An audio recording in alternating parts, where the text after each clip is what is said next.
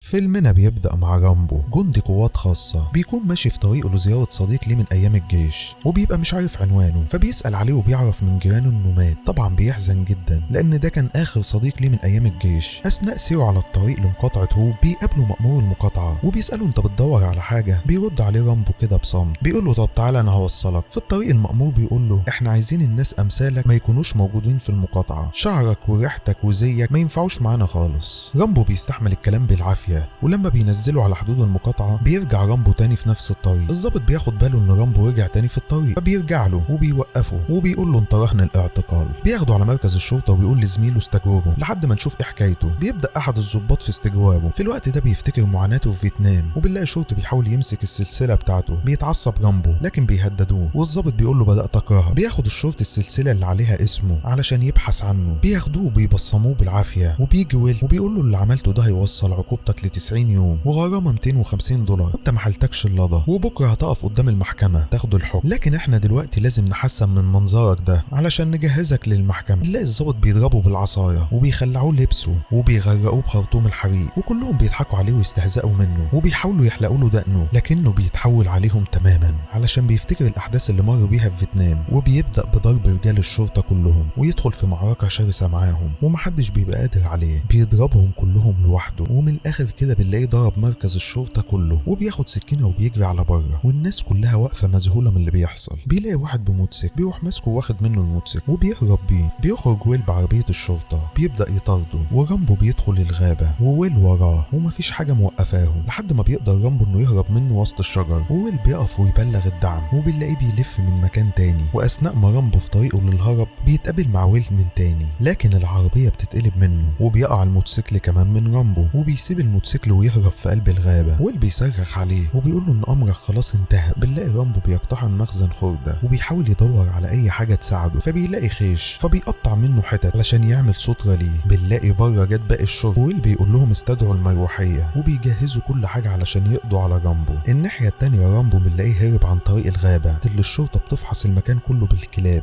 بيبص على البوصلة بتاعته اللي جوه سكينته. رامبو بيكمل في هروبه وبيسمع صوت الكلاب جاية، بيبدأ يجري اسرع. بيوصل لاعلى مرتفع في الغابة اللي مفيش طريق بعده قدامه غير المنحدر، ورا منه الكلاب، وبيحاول انه يشوف طريق تاني لكن للاسف مفيش غيره. اضطر انه ينزل من فوق الجبل ده وهو متسلق على الصخور. وبتوصل المروحية في الوقت ده وبيشوفوا رامبو، والظابط اللي في المروحية بيفضل يضرب عليه النار، لكن الطيار بيعارضه وبيقول له يا فندم كده هتقتله. فبيقول له خليك في حالك والا هقتلك انت، وحاول تظبط لي الطيار علشان اقدر اصيبه كويس. ولما بيكون رامبو في مجال رؤيته وقبل ما يضرب عليه النار بينط رامبو على الشجر علشان ينفد بحياته، لكن بيتصاب اصابات شديدة جدا وبيصرخ من الالم. بتنزل وراه الطيارة والظابط بيفضل يضرب عليه نار، لكن رامبو بيستخبى من ضرب النار ده كله ورا شجرة، وبنلاقيه مسك صخرة كبيرة وبيحدفها على الطيارة فبتتهز الطيارة وبيقع ظابط الشرطة ويموت. بيجري عليه رامبو لكن بيلاقيه مات، وبنلاقي نظرة غضب من رامبو وتحس انه بيقول له كل ده كان ليه؟ ما انا كنت في حالي. بنلاقيه قاعد على جنب يخيط اصابته، وبيظهر للشرطة بعد كده وهو رافع ايده وبيقول لهم انا مش ذنبي وانا ما قتلتوش. فبيبداوا يضربوا عليه نار فبيهرب منهم تاني. ويل بيكلم المركز عشان الدعم، فبيعرفوا انهم اختاروا الشخص الخطأ للعب معاه، وانه جه الرد على استفسارهم، وان الشخص اللي بيطاردوه ده هو رامبو، جندي سابق بالقوات الخاصة وحاصل على وسام شرف في حرب فيتنام وبطل حرب، بس بيكون سيء جدا. وبيطلقوا الكلاب عشان توصل له فبيضرب عليهم نار، وبتبدأ الشرطة هي كمان تضرب عليه نار، وبيحاولوا يربطوا رجل زميلهم اللي اتصاب وبيقولوا له خليك هنا لحد ما نرجع. واثناء سيرهم في الغابة بيقع واحد منهم في فخ عامله رامبو وبيصرخ جدا، وهم بيبحثوا عنه بنلاقي رامبو نط على واحد تاني وبيضربه، وبيضرب النار على راجل شرطي تاني، وبنلاقي واحد تاني وقع في فخ كان عامله له، وبنلاقي رامبو ابتدى يخلص على كل الجنود وكان مجهز ليهم فخاخ كأنه في حرب. ويل بينده علشان غتوم لكنه مش بيبص عليه فبيلاقيه متثبت على شجرة. في نفس اللحظة بنلاقي رامبو مسكه بيقول له كان ممكن اقتلكم كلكم بس انا مش هعمل كده. في المدينة بتبقوا انتوا القانون لكن هنا في الغابة انا القانون. وبيقول له احسن لك تاخد رجالتك وترجع وانساني وما تبصش وراك تاني، مفيش داعي ناس تموت اكتر من كده. وبيسيبه ويمشي.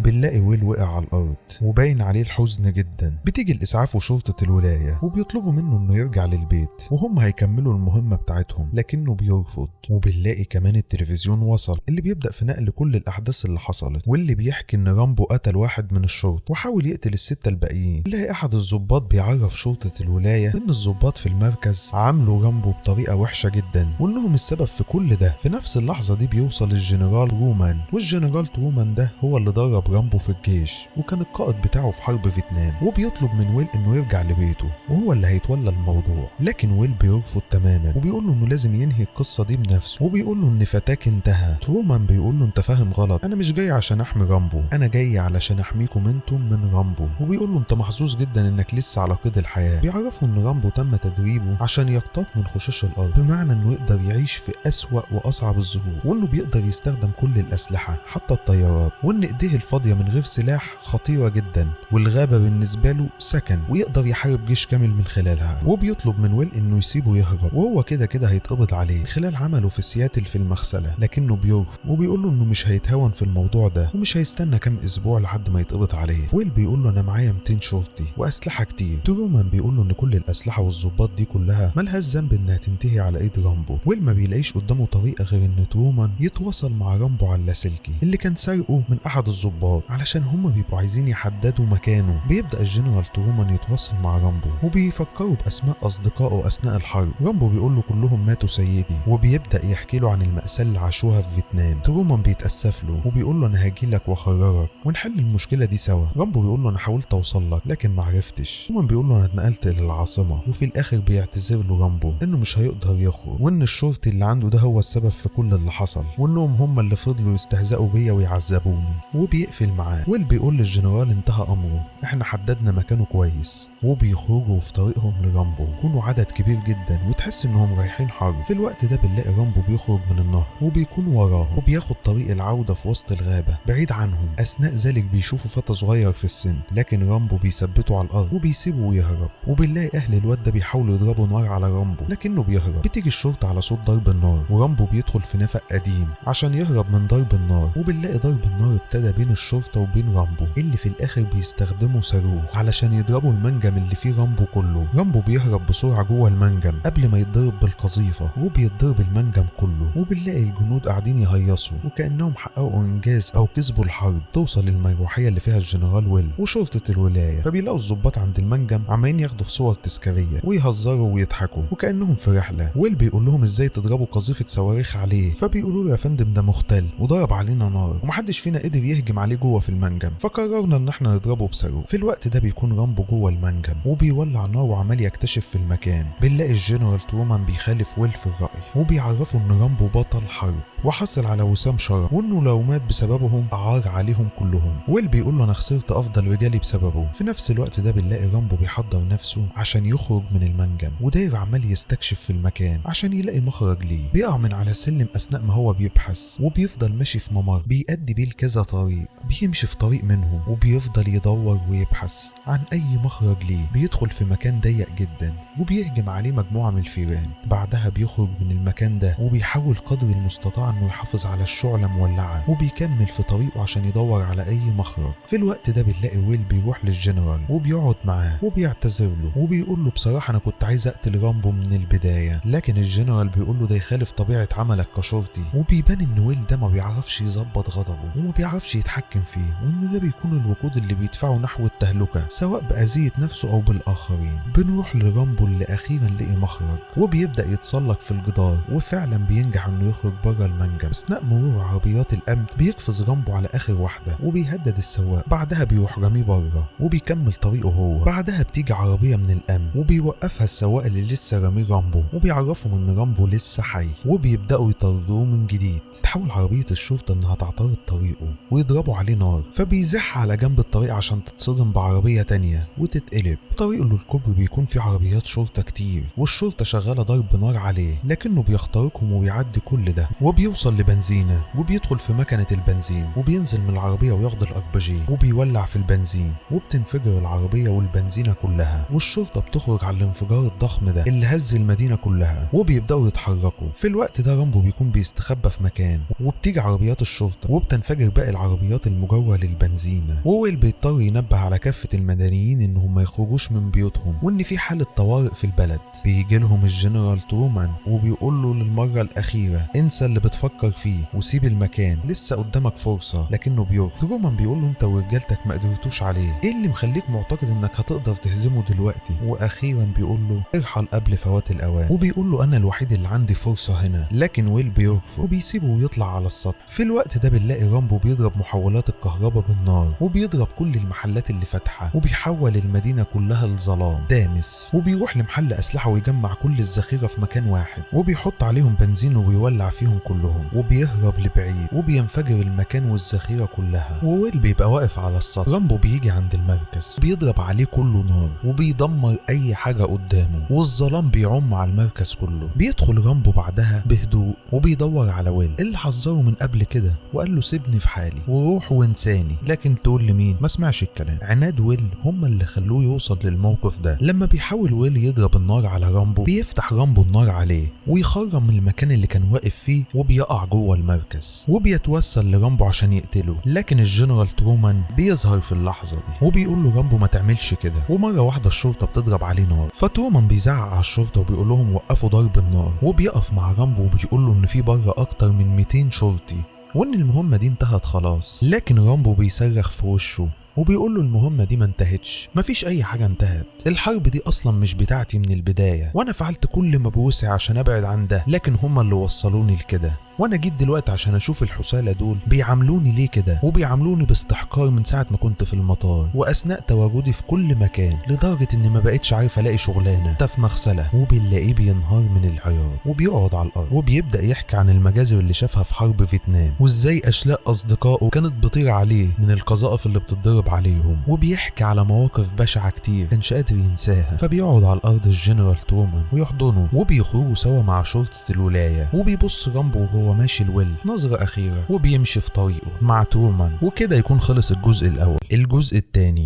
التاني ده طلب من رامبو إنه يقوم بمهمة في الأراضي الفيتنامية عشان يحرر رهائن هناك، ومقابل ده هيحصل على عفو رئاسي على كل الجرائم اللي قام بيها. إيه اللي هيحصل؟ ده اللي هنشوفه دلوقتي، يلا بينا. بيبدأ فيلمنا ورامبو بيقضي العقوبة بتاعته في السجن على كل الجرائم اللي قام بيها في الجزء الأول، وبيجي الأمن ينده عليه وبيقولوا له عندك زيارة، وبتكون الزيارة ديت من الجنرال ترومان، وبيعرفوا إن الكمبيوتر اختاروا ضمن 3 أشخاص هم بس اللي يقدروا يقوموا بالمهمة دي في فيتنام، وبيعرفوا إن المهمة عبارة عن استكشاف ورود أسرى وتحريرهم، وإن مقابل المهمة دي هيتم إصدار عفو رئاسي عنه. طبعا بيوافق رامبو وبيخرجوه بره السجن، وبيوصل لموقع العمليات علشان يحضر نفسه للمهمة قبل ما يروح على فيتنام، وبيكون في انتظاره أحد الجنود اللي بيحكي كتير معاه، لكن رامبو بيتجاهله وكأنه مش سامع أي حاجة. بيدخل ويلاقي ترومان في انتظاره، بيعرفه بشخص اسمه ميردوك من واشنطن وهو المسؤول عن العملية. بيقعد يتكلم معاه وبيعرفه إنه قرأ الملف بتاعه وإنه استمتع بيه جدا وإنه بطل يستحق كل التقدير، وبيعرفه إنه في أكتر من 2500 أمريكي ما زالوا مفقودين في فيتنام، وإن الكونجرس قلب الدنيا عليهم، وبيقولوا إن كل المطلوب منك إنك توصل للمعسكر وتصور الرهائن بس، وما تشتبكش مع العدو خالص تحت أي ظرف. وبيكون الكلام ده مش عاجب رامبو، لكنه بيوافق، وبيتحدد وقت للإقلاع خلال ساعة، وبيعرفوا ترومان إنه هيتم إنزاله في تايلاند على بعد عدة كيلوات من فيتنام، وبيعرفوا إنه في غرفة عمليات كاملة في خدمته أثناء أدائه للمهمة. وأثناء كلام ميردوك بيظهر رامبو عدم اهتمامه بالكلام وبيتجول في المكان عادي. ميردوك بيقول لترومان أنت واثق فيه وممكن يكون حصلت له مشكلة أثناء الحرب، ما اللي شافه مش قليل، لكن ترومان بيقول له ما تخافش لسه بعقله، ورامبو ده من أفضل الجنود اللي شافها في حياته. وفعلا بيبدأوا التحضير للمهمة، والإقلاع هيكون خلال دقايق. رامبو بيحضر سكينته وبيخرج للطيارة بصحبة ترومان، وبيعرفوا إن المكان اللي هيتقابلوا فيه خلال 36 ساعة من وقت ما هينزله، وبيقول له حظ سعيد. وبيعرفوا رامبو إن ميردوك غلط في بعض المعلومات اللي قالها عنه، وإني مش واثق في أي حد غير فيك أنت. المهم بيطلع الطيارة وبيتحركوا لأداء المهمة بتاعته في فيت، وبيستعد رامبو عشان هيتم إنزاله وهم متابعين معاه في غرفة العمليات، وبيلبس نظارة وبيستعد للقفز. أثناء ما هو بيقفز بيتعلق الحزام بتاعه في باب الطيارة، وبيحاول الجندي يفك الحزام لكن مش بيعرف، بيطلع سكينته وبيقطع الحزام وبيحرر نفسه. في الناحية التانية بنلاقي ميردوك بيبقى عايز يلغي المهمة، لكن ترومان بيعارضه وبيقول له لازم نديله وقته 36 ساعة حسب الاتفاق على المهمة. بنلاقي رامبو بيجري وسط الغابة في طريقه للمعسكر، وبتحاول أفعى إنها تلدغه لكن رامبو بيمسكها. وأثناء ما هو كان ماشي في وسط الغابة بيحس إن في شخص بيراقبه، فبيستخبى ويستنى شوية، وبعد كده بيهجم عليه وبيكتشف انه واحدة قبل ما يقتلها بلحظة، وبتعرفه انها هنا وانها تابعة للاستخبارات الامريكية، وبيتعرف عليها في الطريق وبتاخده المرتزقة على شاطئ النهر اللي هيقوموا بنقلهم عن طريق النهر لان ده اكتر طريق امان وبعيد عن عيون الجيش. بيكون رامبو مقلق منهم وحريص جدا وبتديلهم فلوس حق نقلهم عبر النهر. بعدها بيجي القبطان ويبتدي يهزر مع البنت كده بإزازة عصير. رامبو يقول له هتعمل ايه لو ظهر قارب من غفر السواحل؟ بيضحك على كلامه وبيوري له قذيفة روسية. بعدها البنت دي بتعزم على رامبو بعصير وبيقعدوا يتكلموا معاه وبتقول له ايه اللي جابك المهمة دي واشمعنى انت؟ فبيقعد يتكلم معاها شوية عن حياته في القوات الخاصة والمعاناة اللي شافها بعد الحرب واللي حصل معاه كله، وبيفتح لها قلبه وهو بيلاقيها مهتمة انها تسمعه وبيسألها عن نفسها. هي بتقول له ان والدها كان شغال مع المخابرات الامريكية وانه كان بيخدم لحسابهم وان هي مسكت مكانه بعد ما مات. فبيقول لها عشان تبقي في الحرب لازم انت تكوني حرب لوحدك، وبيسألها عن السلسلة اللي لابساها اللي بترد عليه وبتقول له دي سلسلة لابساها عشان الحظ، لكن هو بيقول لها السكينة هي اللي بتجيب لي الحظ. في الوقت ده بنلاقي ترومان ابتدى يحس ان ميردوك بيخبي عليه حاجة وانه مش واضح ولا صريح معاه في المهمة بشكل عام. على الناحية التانية بيوصل جامبو والبنت اللي معاه للجنب التاني وبيمشوا في طريقهم للمعسكر وسط الغابة. لما بيوصلوا للمعسكر بيلاقوه فارغ تماما ومحدش موجود وبيراقبوه في صمت. البنت بتقول له خلينا نقرب اكتر. بيلاقي حد بيولع سيجارة وبيلاقي موتوسيكل جاي عليه بنت ليل، فبيعرف ان ده كمين وانه مقصود انهم يظهروا ان مفيش حد في المعسكر. بيبتدي رامبو يحضر الاسهم بتاعته ويجهز كل المعدات اللي معاه علشان هيهجم على المعسكر. اللي معاه بتقول له مش دي الاوامر، احنا عندنا اوامر تانية خالص، لكن هو بيقول لها هنا مفيش اوامر. وبيبتدي رامبو يتسحب بحرص شديد جدا وبيتجنب اصدار اي صوت وبيبتدي يكتشف المكان كله وبيعرف عدد الجنود اللي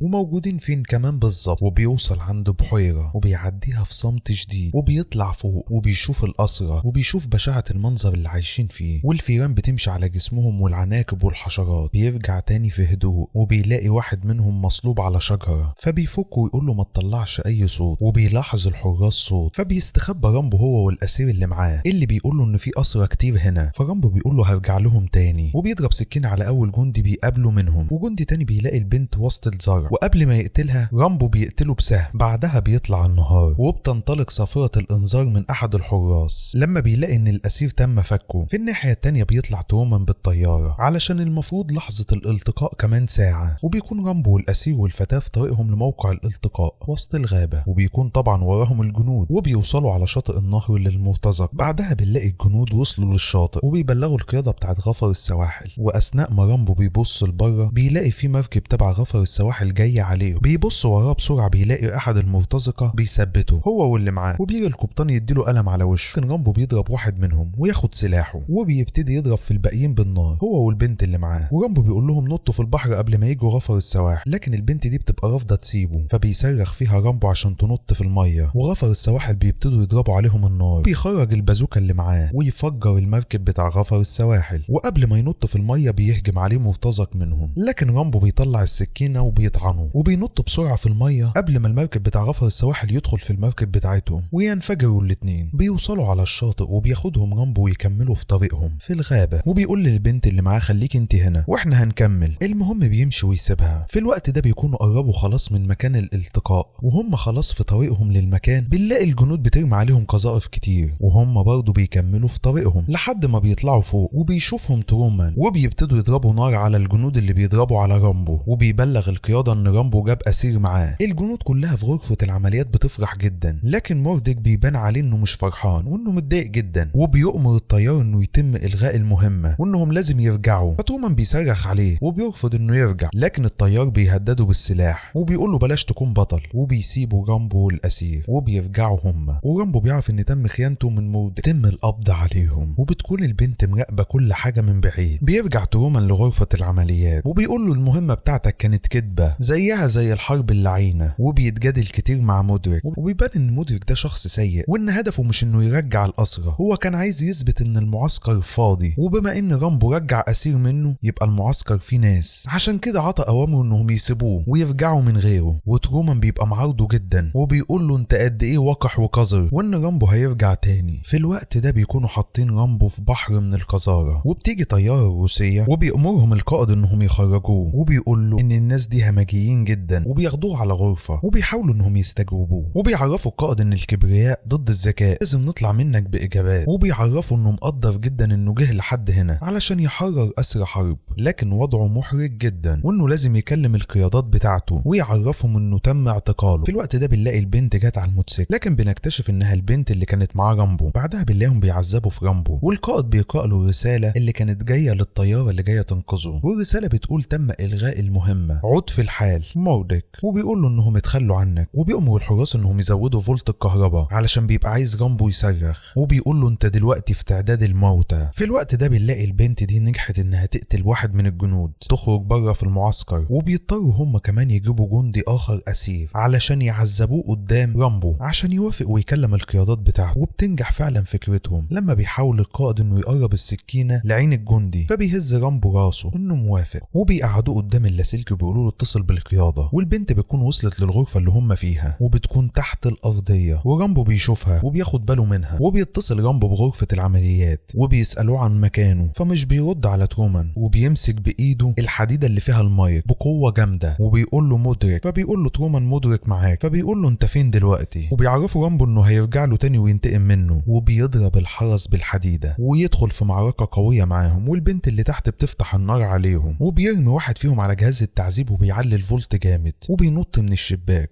تحصل حاله فزع كبيره في المعسكر، والكل بيضرب نار على الكل، وبيطلع رامبو من المعسكر هو والبنت اللي معاه، وبيضرب النار على اي حد جاي وراهم، وبيرمي كمان قنابل عشان يأمن الدنيا. وبيهربوا الاتنين وسط الغابه، والجنود والمروحيه بتطاردهم، لكن رامبو بيفضل مكمل في طريقه ومعاه البنت. وبنلاقيهم بيستخبوا من كشاف المروحيه وبيهربوا عن طريق النهر، والجنود بتتابع وراهم، والمروحيه بتلقطهم فبتضرب عليهم نار، لكنهم بيهربوا منها بسرعه وبياخدوا طريق تاني بعيد عنهم، وبينجحوا في الهروب. بيطلع النهار والبحث مازال مستمر عنهم، وبيكون رامبو قاعد مع البنت اللي بتقول له انت في حاله صعبه قوي، تبدا تعالج جروحه. هو بيقول لها كان يوم صعب، وبيشكرها على انها ساعدته وانه مش ممكن ينسى اللي عملته عشانه. البنت دي بتساله انت هتطلع من تايلاند وتروح لامريكا، فبيقول لها ايوه، فبتطلب منه انه ياخدها معاه، وبتقرب منه وبتبوسه، وبيوافق رامبو، وبيحس انه اخيرا لقي حد يشاركه حياته البائسه والوحده اللي هو فيها، وبيبداوا الاتنين يتحركوا. لكن رامبو بيرجع عشان ياخد سلاحه، فبتضرب البنت بالنار، فبيشوف ده رامبو فبيفتح النار عليهم كلهم وبينهي عليهم كلهم في ثواني. لكن ده بيكون متاخر جدا لان البنت اللي معاه بتموت وهي بين ايديه، وبتقول له ما تنسانيش. في الوقت ده بيكون ترومان عايز يرجع بفرقه انقاذ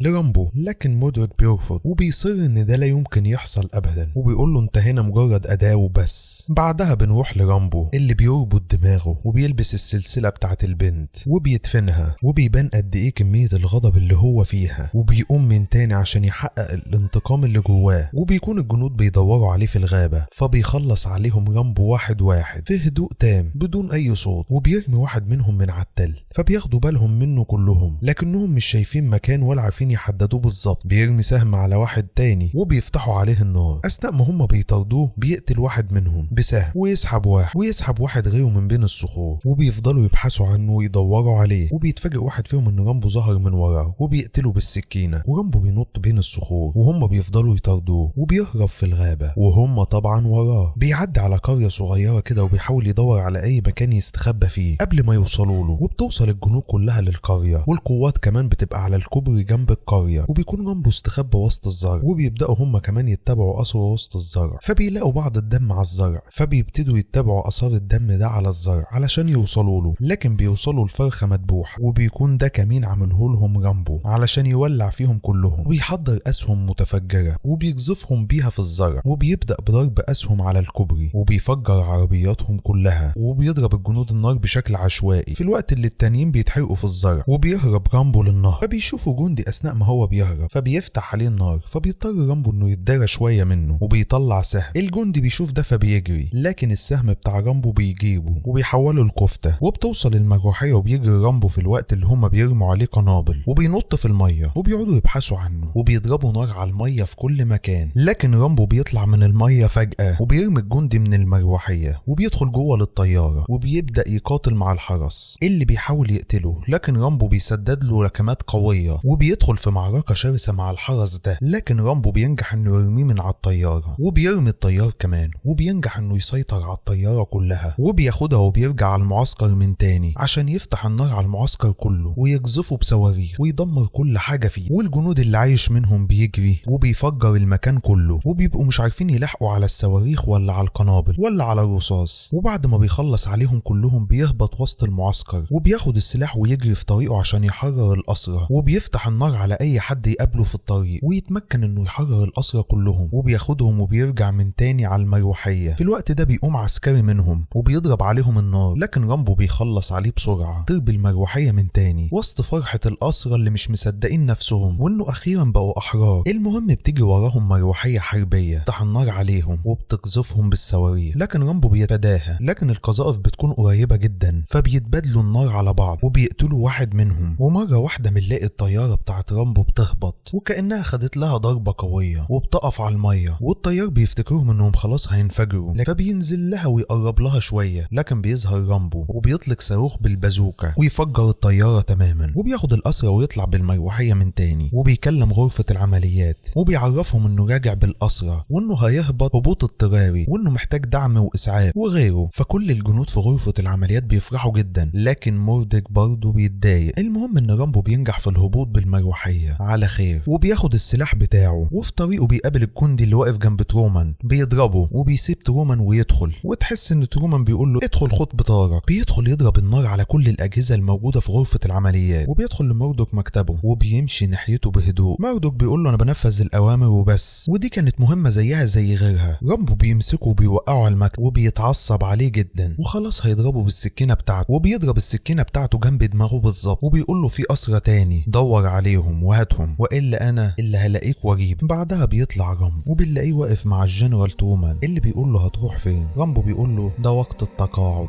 وبكده يكون خلص الجزء الثاني من رامبو. الجزء الثالث، في الجزء ده بيطلب الجنرال ترومان من رامبو انه يساعدهم في الوصول لحصن روسي في افغانستان عشان يساعدوا في ايصال المؤن لاهل افغانستان، وكمان بيعرفوا انه هيشاركوا في المهمة. ايه اللي هيحصل ده اللي هنشوفه في الفيديو. فيلمنا بيبدأ مع الجنرال ترومان اللي عمال يبحث عن رامبو في بانكوك في الوقت اللي رامبو بيحضر نفسه فيه للقتال وبيجهز ويدخل لخصمه، وبيكون الكل بيهتف باسم رامبو. بيدخل رامبو وبياخد العصا من على الارض وبيبدأ الهتاف والقتال، وبنلاقي رامبو بيتضرب بشدة رغم محاولاته للدفاع الا انه بيتلقى العديد من الضربات. وبيجي ترومان في الوقت اللي رامبو مطحون فيه، لكن رامبو بيرفع خصمه ويقذفه على الارض وبيبدأ بضربه بشدة وبيرفعه ويضربه في الارض جامد، لكن بيملك نفسه قبل ما يقتله وبيمد ايده لخصمه وبيكسب المعركة رامبو وبياخد فلوس حلوة كمان. في الوقت ده ترومان ما بيبقاش عارف يوصل لرامبو من الزحمة وبينادي عليه لكنه مش بيسمعه. بعدها بيركب رامبو المركب ويمشي بيها. بعدها بنلاقي ترومان راح له مكان الشغل بتاعه في احد المعابد، وبيتفاجئ رامبو بترومان فبينزل له ويسلم عليه وبيعرفه انه سعيد جدا انه شافه وبيقول له ايه اللي جابك هنا، وبيعرض عليه مهمة في افغانستان عشان يخلص الافغان من ظلم الروس ويوصلوا لهم مساعدات واجهزة طبية. لكن رامبو بيقول له انا ماليش دعوة بكل ده، انا ايه اصلا دخلني. ترومان بيقول له يا عم ده انا هروح معاك كمان المهمة دي. رامبو بيقول له يا عم انا كفاية قوي عليا كده، انا اديت واجبي على اكمل وجه ومش هقدر اقدم لكم اي حاجة تانية. ترومان بيقول له نفذ دي ومش هخليك تدخل في اي حاجة تاني ولا اي حرب، وبيقفل لهم الحوار وبيقول لهم انا مش هشارك في اي حاجة تانية ولا اي حروب تانية ويسيبهم ويمشي. ترومان بيحصله جوه المعبد وبيقول له ان الوقت اتغير عن الاول، وبيحكي له عن قصة نحات لقى حجر في يوم وقعد يشتغل عليه لمدة شهر، وفي الاخر طلعوا لاصدقائه لما خلص شغل فقالوا له ده تمثال عظيم، لكن النحات قال لهم انه ما عملش حاجة وان التمثال موجود من البداية طول الوقت لكنه فقط شال الطين من عليه. وبيقول له انت كده يا رامبو احنا هزينا من حوافك الخشنة، انت زي المثل ده بالظبط وكفايه جلد في نفسك طول الوقت. فبيعتذر له رامبو وبيقول له انه لازم ده ينتهي يوما ما وانه مش هيقدر يشارك تاني في اي حاجة. ترومان بيسيبه ويمشي بعد ما وعدوا رامبو انه لما ينزل لامريكا هيقابله ويسلم عليه. بعدها بنلاقي ترومان نزل لوحده مع مجموعة من الافغان لافغانستان ينفذوا المهمة دي. تظهر فجأة مروحية فبيحاولوا يهربوا منها لكن بيتقبض عليهم كلهم لان مفيش اي مجال للهرب. تاني يوم بيروح رئيس القادة لرامبو وبيعرفه ان تم القبض على ترومان والفريق اللي معاه كله. فبيقول له ايه المطلوب مني؟ فبيقول له ولا اي حاجة، انا بس حبيت اعرفك لاني اعتقدت ان امر ترومان يهمك. رامبو بيطلب منه انه يدخله افغانستان علشان يحرر ترومان. بيرجع له رئيس القادة وبيقول له انا مش هبقى مسؤول عن المهمة دي، انا بس هدخلك جوه افغانستان وانت لو اتمسكت عيش. فبيقول له ما تقلقش انا متعود على المواضيع دي. وبالفعل بنلاقي رامبو راح افغانستان وبيدخل سوق كده هناك وبيسأل احد الباعة عن شخص اسمه موسى، وهو الشخص ده اللي هيوصله لموقع الحصن الروسي في الاراضي الافغانية. طلع له موسى وبيعرفه انه مش سائق وانه جاي عشان يخلص ترومان من الحصن الروسي، فبيقدم له كل الادوات اللي طلبها وبيخرجوا بيتجهوا لطريقهم، وموسى بيستهزأ برامبو لما بيعرف انه لوحده، وبيقول له انت محتاج مساعدة من ناس كتير قوي وانك مش هتقدر لوحدك، وبيقول له باين عليك كده من شكلك انك ما عندكش اي خبرة في القتال، وانك يا دوب تعرف تضرب كام طلقة بالسلاح. وموسى بيقول له انا غير مسؤول عن اي شيء يحصل لك. طبعا رامبو بيوافق. في الوقت ده بنلاقي ترومان بيقابل القائد الروسي، واللي بيطلب منه معلومات عن الصواريخ الامريكية، وبيعرفه انه لازم يتعاون معاه والا هتكون حياته. القائد ده بيقول له انا بقالي 5 سنين هنا في الحصن، وفي حالة انك عطتني معلومات عن الصواريخ الامريكية احنا الاتنين هيبقى لينا مخرج من الحصن ده. ترومان بيقول له دي حربنا ولازم نكملها، وان هم اللي بدأوا الحرب دي من بدايتها، وبيقول له انتوا بتحاربوا الحرب دي مع ناس بتحارب بأسلحة بدائية جدا، ورغم ذلك الروس بيخسروا قدامهم يوم بعد يوم. القائد بيأمر انهم يرجعوه تاني للسجن في الوقت اللي موسى بيوري فيه رامبو افغانستان، وبيعرفوا انه محدش يقدر ينتصر عليهم من ايام الاسكندر الاكبر وصولا بروسيا. تيجي طيارة استطلاع فبيتحركوا بسرعة، وبيعرفوا موسى ان في هنا كهوف كتير جدا وانهم هيسافروا من خلالها لانها اكثر امانا. في نفس الوقت ده بنلاقي الروس بيضغطوا على ترومان عشان ينطق باي معلومات يعرفها عن الصواريخ الامريكية وفين مكانها كمان، وهيسلموها للافغان ازاي. لكن مش بتنفع كل المحاولات مع ترومان، تاجر افغاني اللي بيعرف القائد الروسي عن رامبو وان موسى معاه وبيساعده عشان يخلص ترومان من القصر. القائد بيسأل ترومان عن رامبو اللي مش بيرد عليه. في الوقت ده بيكون رامبو وصل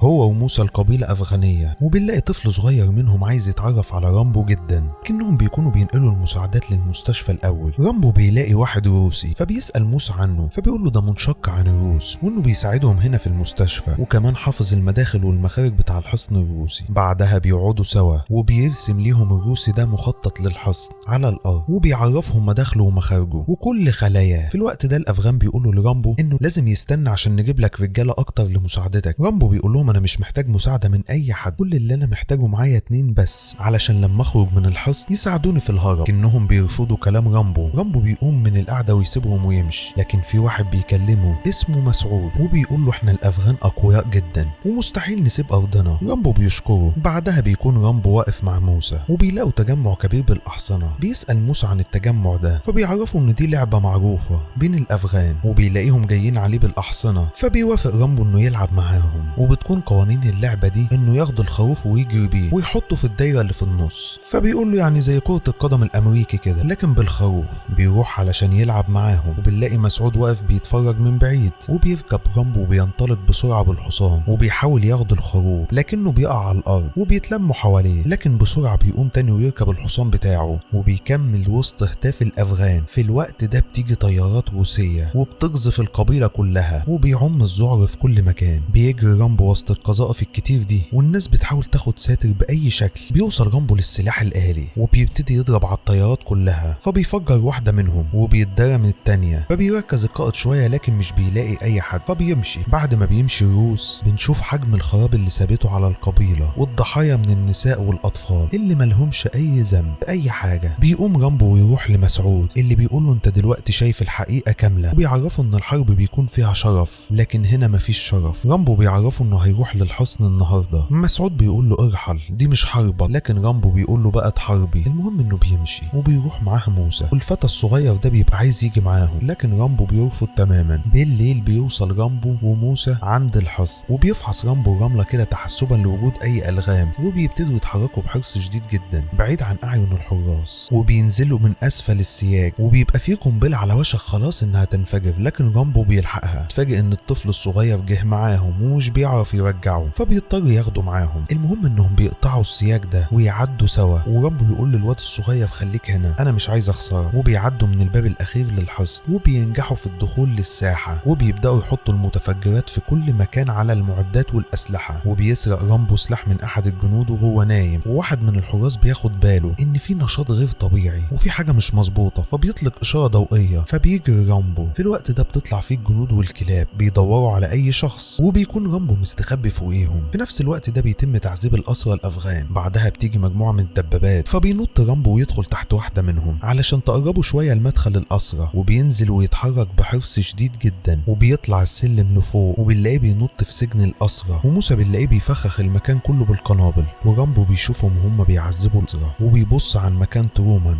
وبيستخبى من الجنود، وبيشوف القائد الروسي وبيعرف مكانه. بعدها بينزل وبيحط قنبله موقوته على الباب وبيجري في هدوء، فبياخد باله الجندي ان في حركه غريبه، فبيبص وراه مش بيلاقي حد، وفجاه بيطلع له رامبو وبيخلص عليه. بيدخل كده بيلاقي مجموعه نساء محبوسين في سجن، بيسالهم عن مكان الامريكي اللي هنا، فبيدلوه على مكانه. بيروح له ترومان، وقبل ما يفتح له الباب بيحذره ان في حد وراه. بيبص رامبو فبيلاقي الواد الصغير اللي معاه اللي بيدخل ورا منه جندي، بيضربه رامبو بالسكينه بسرعه، فبيصرخ الجندي ده، وبنلاقي الجنود كلها طلعت من كل مكان وبيتبادلوا النار مع بعض، وبيبتدي رامبو يخلص على اي حد بيقابله في طريقه، وبتبدا القنابل كلها في الانفجار، ورامبو مستمر في قتاله معاهم. والقائد طبعا بيطلع ويضرب نار عليهم، والواد الصغير بيتصاب كمان رامبو من قذيفه، لكن رامبو ما بيأثرش فيه ولا قذايف ولا صواريخ، الكلام ده كله ما بياكلش معاه. بيكمل في ابادته ليهم، وبيضرب النار على اي حد قدامه، وبيشيل الواد الصغير وبيجري بيه وسط التفجيرات اللي في كل مكان. بيقابلوا موسى وبيخلصوا على كل اللي حواليهم. بعد كده بيهربوا لفتحة الصرف الموجودة بالاسفل، وبيحصلهم الجنود الروس، لكن رامبو بيكون سايب لهم قنبلة موقوتة، ورامبو بيهرب الطفل وموسى وبيستناهم، لكن الجنود بتضرب عليه نار، وبيكون رامبو في المية وبيطلع منها مرة واحدة ويضرب عليهم نار، وينزل في المية تاني تفجير القنبلة. بعدها بيطلع يحاول يفتح المنفذ، وبيخرجوا كلهم بره الحصن، لكن الروس بيضربوا عليهم نار، واحد من الافغان بيتصاب. رامبو بياخد البازوك وبيفجر عربية كاملة طالعة بالجنود ويسد المخرج بتاع الحصن كله. وهنا بيروح القائد لترومان وبيضربه بقوة، بيسأله بيقول له مين الارهابي ده، وبيعرفه انه مش هيسيبه وهيفضل يطارده لحد ما يقتله، لكن ترومان بيقول له مفيش داعي لكل ده، ومفيش داعي انك تتعب نفسك كمان، انت مش محتاج تطارده، هو اللي مش هيسيبك وهيجي لك للمكان اللي انت فيه. بعدها بنلاقي رامبو بيعالج الفتى الصغير، وبيقول لموسى خد الفتى وارجع انت وانا هرجع تاني على المعسكر. موسى بيعارضه وبيقول له انت لو رجعت هيقتلوك وانك لازم تيجي معايا على باكستان، لكن رامبو بيرفض وبيقول له اهرب انت والواد، انا لازم ارجع للحصن تاني. والواد الصغير بيقول له هشوفك تاني. رامبو بيقول له اكيد، وبيسحب السلسله ويديها له. بعد ما بيمشوا بيرجع للكهف تاني عشان يعالج اصابته، فبيخرج الحديده الاول من جنبه، وبعدها بيكسر رصاصه وبيفضي البارود اللي جواها في جنبه مكان الاصابه، وبيقرب النار من جنبه وبيولع فيها، وطبعا بيصرخ من شده الالم. تاني يوم بتخرج طيارات الاستطلاع والجنود يدوروا عليه في كل مكان. في الوقت ده بنلاقي رامبو بيتسلق الحصن من ناحيه الجبل وبيوصل للقمه. في نفس الوقت بيكونوا بيعذبوا في ترومان، فبيطلع ناحيه الجندي الموجود، وقبل ما ياخد باله منه بيجري رامبو وبيخلص عليه في ثواني. بينزل لسجن الأسرى تاني وبيشوفهم وهم بيعذبوا ترومان، وبيطعن واحد منهم وبيضرب التاني بالسكينه بتاعته لكنه بيهرب، وبيضرب الباقيين وبيفك ترومان نفسه، وبيضرب التاني بسكينه لكنه بيهرب ما بتجيش فيه، وبيتمكن انه يفك باقي الأسرى الافغان، وبيخرجوا كلهم بره الحصن. في الوقت اللي القوات راجعه فيه من بره، ترومان بيسأل رامبو هتقدر تقود الطياره دي، فبيقول له تعالى نكتشف الموضوع ده سوا. خلص رامبو على الطيار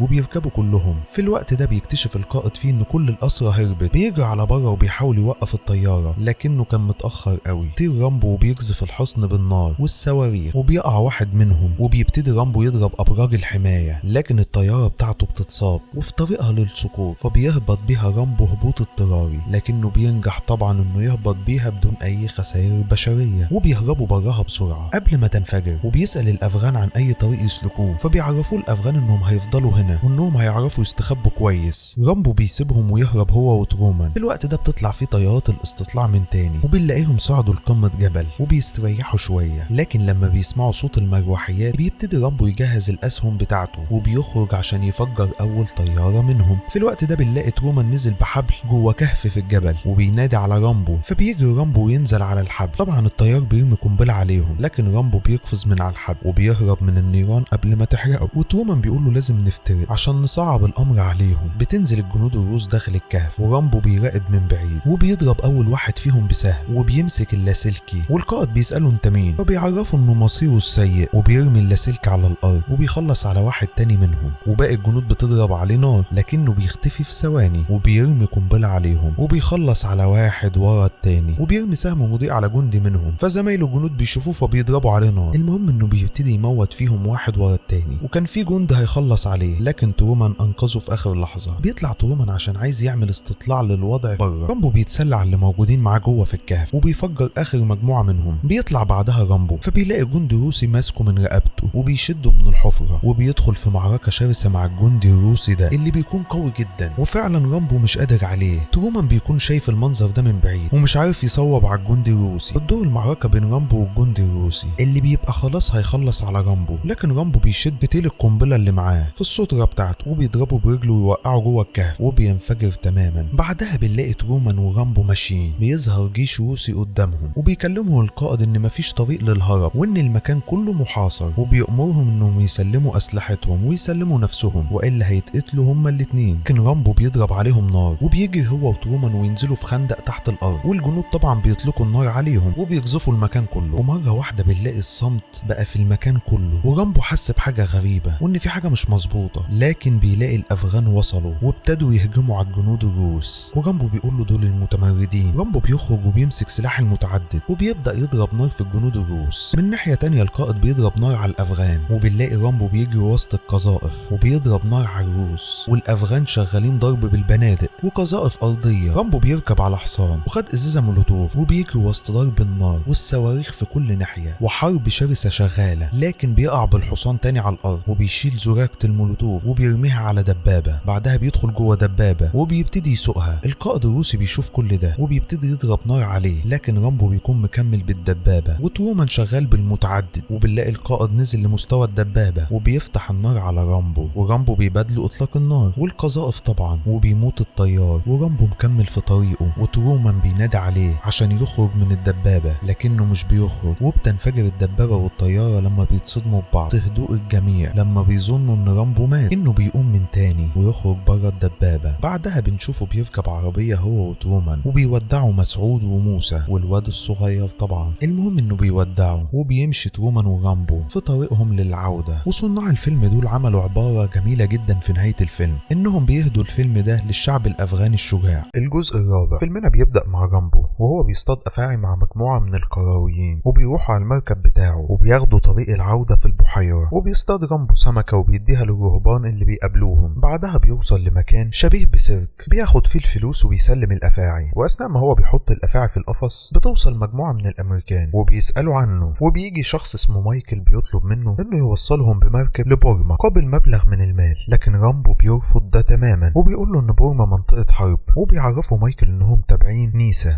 وهدفهم هو تقديم مساعدات لأهالي بورما. لكن رامبو بيصر على رأيه، وقبل ما يمشوا بتحاول تتكلم معاه بنت اسمها سارة تقنعه، لكنه برضه بيرفض وبيعرفها ان المنطقة غير آمنة وكل الأخبار اللي بتتقال عنها أخبار كاذبة وما ينفعش يروحوا هناك وانهم غير مجهزين لكده. في نفس الوقت ده بنلاقي الجنود بياخدوا أهالي بورما وبيحطوا ألغام في الأرض وبيخلوهم يجروا وبيطلقوا عليهم الألغام دي، وفي الآخر بتنفجر الألغام وبتحول أجسامهم لأشلاء ضرب الناجيين منهم بالنار. بعدها بتروح سارة لرامبو تاني وهو شغال في الورشة وبتحاول تقنعه انه يروح معاهم، لكنه برضه بيرفض. تمشي سارة. في نفس الوقت ده برضه الجنود بياخدوا فيه الأطفال بالعافية من أهلهم وبيعرفوهم ان الأطفال دي أصبحت أولادهم وانهم لو حاولوا يسترجعوهم هيقتلوهم وهيبودوهم كلهم. تروح سارة للمرة الأخيرة لرامبو في محاولة يائسة منها انها تقنعه انه يروح معاهم، وسارة بتقول لرامبو انها عارفة ان هو مش بيحبهم، ورامبو بينفي الكلام، لكن سارة بتكمل كلامها وبتعرفه ان أرواح الناس دي مهمة جدا ليهم وانهم مش هيرجعوا من غير ما يساعدوهم، وان حياتهم دي مهمة جدا. وبتأكد كلامه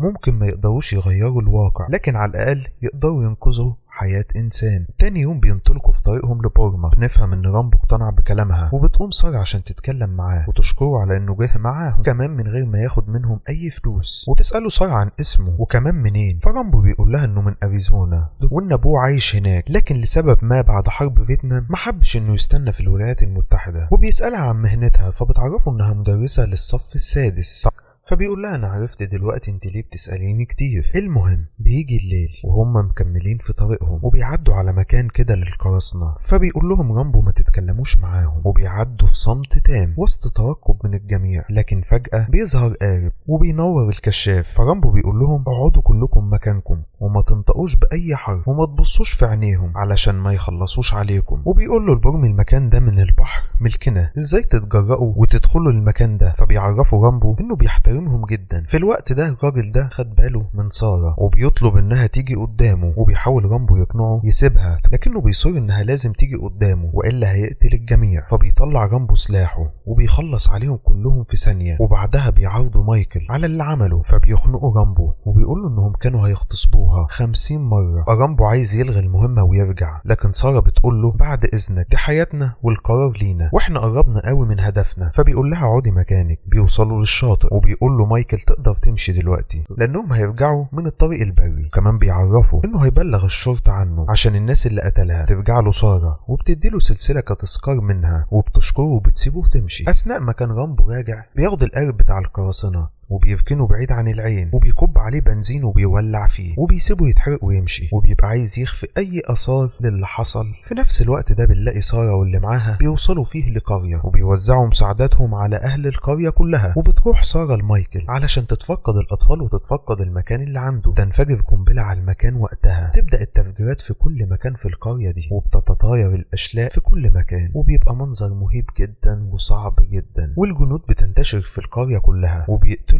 اي حد يقابلهم من اطفال ونساء وكبار سن ببشاعة غير عادية. المهم وسط كل ده بتهرب سارة والجنود بيحرقوا كل مظاهر الحياة في القرية، وبيجي القائد بتاعهم بالRPG وبيفتحوا النار على القرية كلها جنب سارة. فبتكمل جري وبيموتوا كتير منهم. تيجي الجنود وبيمسكوها وبياخدوهم كلهم للمعسكر. تم احتجازهم في مكان قذر جدا مع الخنازير، وباقي المجموعة بيتم احتجازهم في قفص. وواحد منهم بيرفع راسه وبيبص للقائد ويقول للجنود طلع للراجل ده. بالليل بيفتكر رامبو ذكرياته ومهماته السابقة كلها مع ترومان، وبيحلم بكلام سارة كمان. وبيفوق على حد بينادي كون ده القس من الكنيسة اللي تابعة للمجموعة اللي راحت للقرية اللي حصل فيها الجحيم اللي احنا شفناه من شوية. كاهن ده بيعرفه ان المجموعة بقالها 10 ايام وانهم اتأخروا عن ميعادهم لحد ما بلغهم حد من بورما انهم ما وصلوش اصلا، وبيطلب من رامبو انه يوصل مجموعة من الجنود علشان ينقذوهم. فرامبو بيسأله هل الجنود دول مرتزقة؟ فالكاهن بيقول له للأسف مفيش حل تاني غير كده. بيقول له وقت ما تجهز هيبقوا جاهزين. تاني يوم بياخدوا طريقهم لبورما، وفي نفس الطريق بيشاهد رامبو المرتزقة في صمت، وبيوصلوا بعدها وبيكون احد الثوار موجود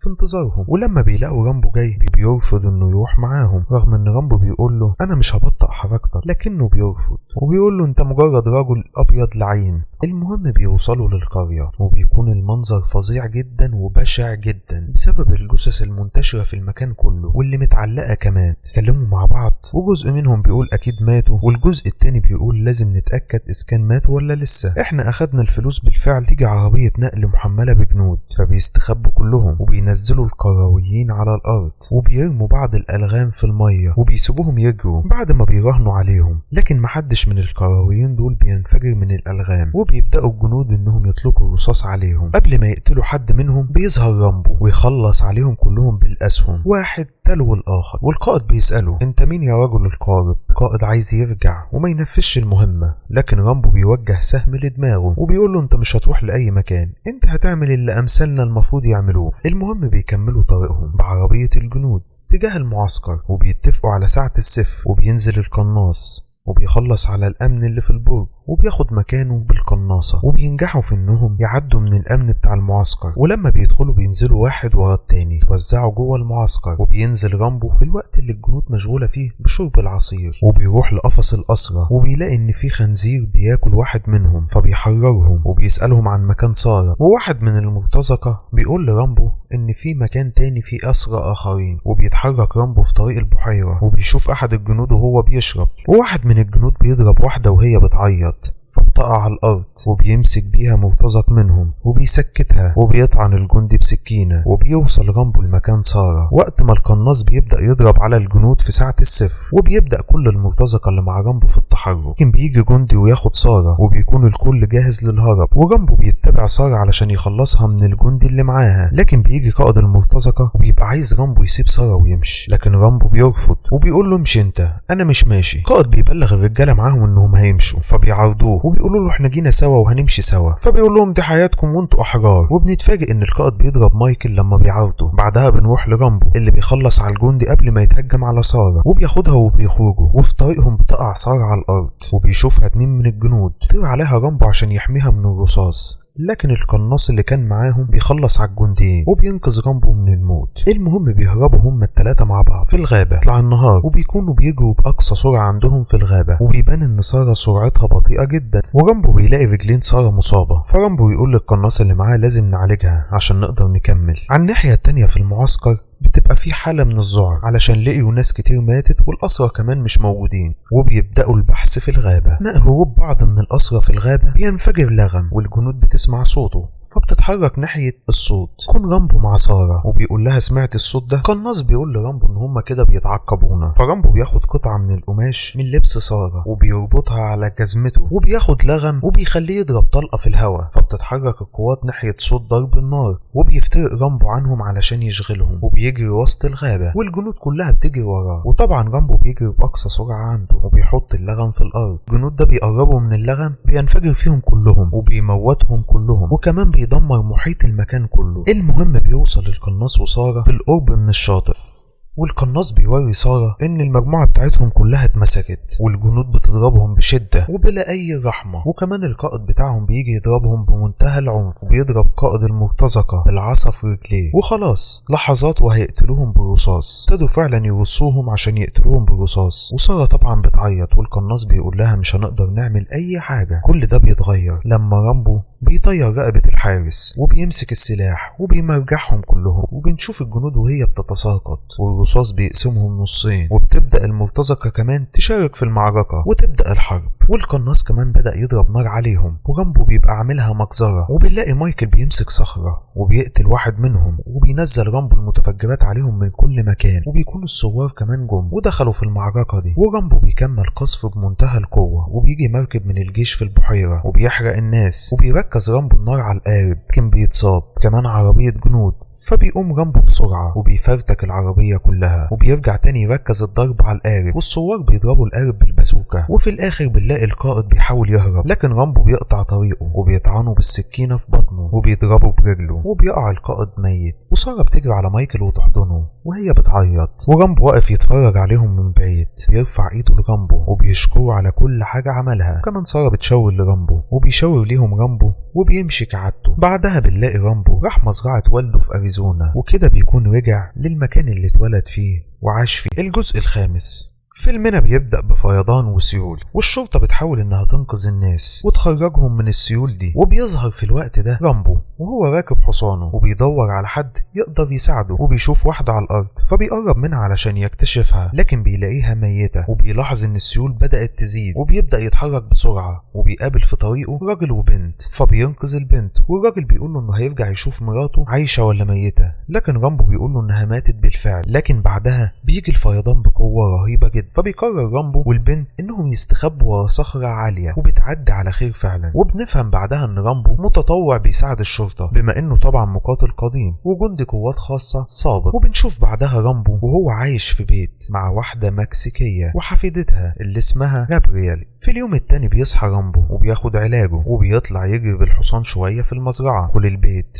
وبيسألها عن جابرييل، فبتقول له انها اتصلت بيها وبتقول لها انها في بيت صاحبتها أنطونيا. بعدها بينزل رامبو عشان يتأكد من امان الانفاق اللي موجودة تحت البيت. تدخل عليه جابرييل وهو بيشتغل، وبيخرجوا يركبوا خيل سوا. وبتقول له جابرييل ان الحفلة بتاعتها محدش راحها بسبب المطر، طرح عليها انها تجيب صاحبتها وتوريهم الانفاق. وبتوافق فعلا جابرييل بالفكرة دي وبتجيب صحابها. رامبو واقف يتفرج من بعيد، وبتكون جابرييل واقفة بتتكلم مع اصحابها، وبتجيلها مكالمة من واحدة صاحبتها اسمها جزيل وعايشة في المكسيك، وبيبقى واضح ان قالت لها حاجة مهمة جدا. وبعد ما بتنتهي الحفلة بينزل رامبو ويشوف جابرييل، فبيلاقيها بتنظف المكان وبتقوله انها عاوزة تتكلم معاه في موضوع مهم جدا، وبتعرفه انها عاوزة تروح المكسيك. فبيسألها ليه، فبتقوله ان صاحبتها اللي عايشة في المكسيك كان ابوها اخيرا. فرامبو بيرفض، لكن جابرييل بتقول له انها لازم تقابله علشان تسأله هو ليه سابها هي وامها الوقت ده كله، لكنه بيتعصب وبيعرفها ان ابوها ده شخص مش كويس وملوش لازمه تروح ولا تيجي. فبتسمع منه الكلام وبتطلع تنام فعلا. تاني يوم بيدخل البيت بيلاقي جابرييل وجدتها صوتهم عالي جدا، وبيعرف ان جابرييل عايزه تروح المكسيك فبيمنعوها، وهي بتستأذن منهم علشان تروح لصاحبتها. وهي ماشيه بالعربيه قرر انها تلف وتروح المكسيك، وفعلا بتعدي الحدود وبتدخل المكسيك وبتوصل لبيت صاحبتها. واول ما بتدخل تغرب المكان صاحبتها معاها وبتحس ان في حاجه غريبه، وبتاخدها صاحبتها وبيروحوا المكان ابوها. وبتروح جابرييل تقابل ابوها فعلا، لكنه حتى ما قالهاش اتفضلي، وبيتكلم معاها بطريقه مش كويسه. قالوا هو ليه سابها هي وامها، فبيقول لها علشان ما كنتش شايفكم اي حاجه وانكم مش حاجه بالنسبه ليا، وبيقفل الباب في وشها. وطبعا بتتضايق جدا من كلام باباها. تنزل فبتاخدها صاحبتها وبيروحوا مالها ليلي، وبيبقى في واحد بيحاول يقرب من جابرييل هناك وبيحط لها مخدر في الكاس بتاعها. وبنشوف بعدها مكان تابع لتجار البشر بيكونوا ماسكينهم واحد اسمه فيكتور واوبو، وبيزورهم واحد تاني اسمه الدون، وبيتفق معاهم انه هيشتري منهم بنات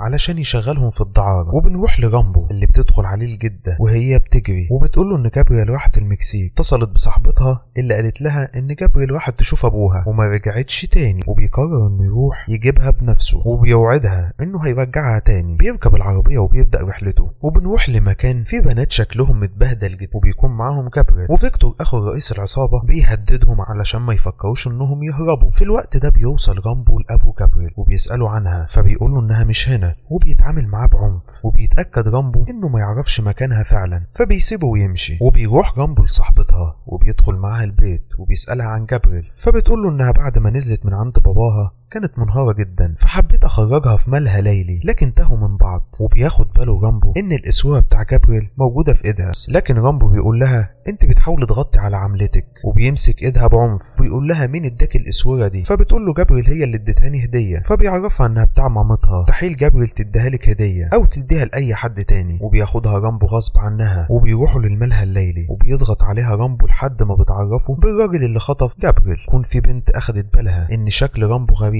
وبدأت تراقبه، ولما بيخرج الراجل اللي خطف جابرييل بيخرج وراه رامبو، تخرج وراهم البنت، ورامبو بيمسكه في العربية وبيعذبه بأبشع الطرق لحد ما بيعترف في الآخر، وبيوافق انه ياخده لمكان جابرييل، وبياخده في العربية وبيمشوا، وبتمشي وراهم البنت وبتراقبهم لحد ما بيوصلوا للمكان اللي فيه جابرييل. ورامبو بيضربه وبيخليه يغمى عليه. يطلع رامبو هو للبيت، وطول ما هو ماشي بيكون في رجالة من العصابة بتمشي وراه. بنشوف فيكتور وهو جايب رجالة شرطة فاسدين وبيخليهم يهجموا على البنات علشان يغتصبوهم. بنروح تاني لرامبو لحد ما بيوصل لفيكتور وهوجو وبياخدوا منه كل حاجة، وبيسألوه هو جاي لمين، فبيسألهم عن جابرييل وبيوريهم صورتها. ففيكتور بيقول له انها خلاص بقت عاهرة، وبيحاول رامبو انه يضربه، لكن رجالة العصابة بيضربوه علقة موت. وبعد ما بيخلصوا بيقول له بسبب انك جيت لحد هنا هيفضلوا يعذبوا في جابرييل لحد الموت. وبيخلي فيكتور اخوه يعمل العلامة بتاعة العصابة على وش رامبو وبيسيبوه على الارض ويمشوا. لكن بتيجي البنت اللي كانت بتراقبه بسرعة قبل ما حد يشوفها وبتروح بيه على البيت وبتجيب له الدكتور علشان يعالجه. ترجع العصابة تاني للمكان وبتعرف ان رامبو هرب،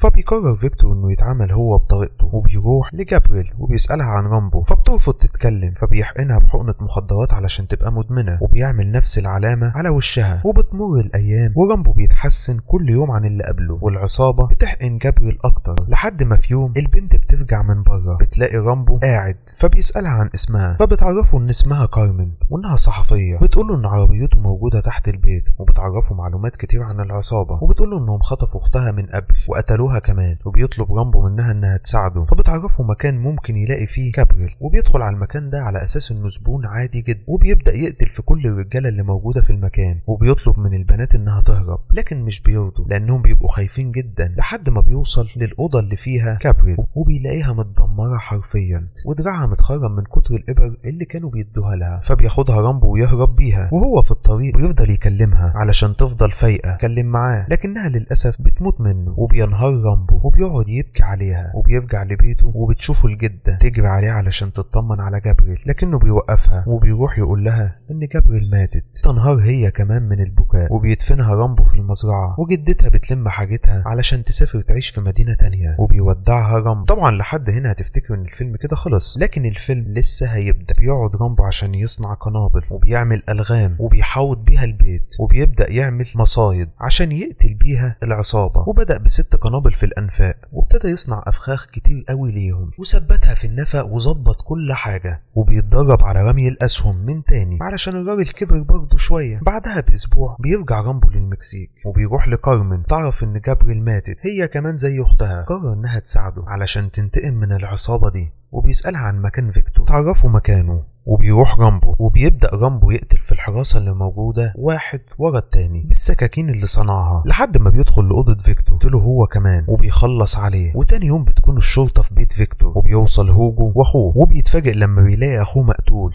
بطريقة بشعة ومن غير راس كمان، وفي سكينة في قلبه وفيها صورة جابريل. رامبو معاه راس فيكتور وبيرميها على الطريق وهو خارج من المكسيك، وبيقرر هوجو انه يستعد ويروح يجيب حق اخوه من رامبو، وبيحضر نفسه وبياخد رجالته معاه، وبيكون رامبو مستعد وبيكون بيجهز وبيصنع قنابل واسهم بايديه، وبتتحرك الرجاله بالعربيات. وتاني يوم بيبقى رامبو واقف عند قبر جابريل وبيشوف عربيات العصابه وهي جايه، فبيروح يستخبى ويستناهم. واول ما بيقربوا للبيت عربيه بتدوس على لغم من الالغام اللي عاملها رامبو وبتنفجر كل القنابل اللي حوالين البيت، فبتنزل العصابه من العربيات وبيوزعوا نفسهم، وبيطلع رامبو ببندقيته وبيصطاد اللي داخلين البيت واحد ورا التاني. رامبو بيبقى محاصرهم بشاور بنزين دافي، يطلع يضرب نار في الخزان فبينفجر فيهم، فالباقيين من العصابه بيشوفوه وبينزلوا ورا النفق، وبيبتدي يصطاد فيهم واحد ورا التاني، وبيصطاد واحد منهم وبيطير رقبته، وبيضربهم كمان بماده سريعه الاشتعال. وبيبعت هوجو ناس عشان تشوف باقي العصابه عملت ايه، لكن رامبو بيكون بيقتل فيهم بطريقه بشعه جدا، وبيشغل كمان موسيقى علشان يعصبهم، وكمان يقتل فيهم بمزاج عالي، وفعلا بيخلص عليهم واحد ورا التاني. وهوجو بيلاقي 2 من رجالته واقعين في فخ ومقتولين، فبيتعصب وبيكمل بحثه عن رامبو، وبيوصل لمكان الموسيقى فبيضرب نار على السماعات علشان تقف، ورامبو بيكمل في المجزرة اللي عاملها، وبيشوفه هوجو وبيخليه يجري وراه وبيصيبه برصاصة في كتفه، لكن رامبو بيوصل لمولد الكهرباء وبيطفيه. كلم هوجو في اللاسلكي وبيقول لرجالته كلهم لو عاوز تخرج حي امشي ورا النور، وبيفجر رامبو الانفاق كلها، وبيعافر هوجو عشان يخرج لحد ما بيقدر يخرج فعلا في اخر لحظة. وفجأة بيطلع رامبو بالقوس بتاعه وبيضرب عليه الأسهم، فبيضربه ب2 في كتفه و2 في رجله وبيثبته تماما، وبيروح له رامبو كل ملامح الانتقام في وشه، وبيخرج السكينة بتاعته وبيقول له انت خلعت قلبي من مكانه وانا هخلع قلبك قدامك،